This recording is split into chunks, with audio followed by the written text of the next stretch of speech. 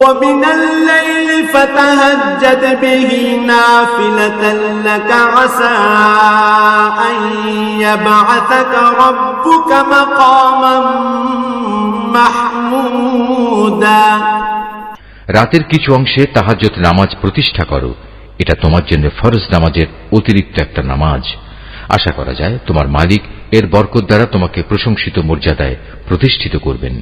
وقل رب أدخلني مدخل صدق وأخرجني مخرج صدق واجعل لي من لدنك سلطانا نصيرا। তুমি বলো, হে আমার মালিক, যেখানেই আমাকে নিয়ে যাও না কেন তুমি আমাকে সত্যের সাথে নিয়ে যাও, এবং যেখান থেকেই আমাকে বের করো না কেন সত্যের সাথেই বের করো।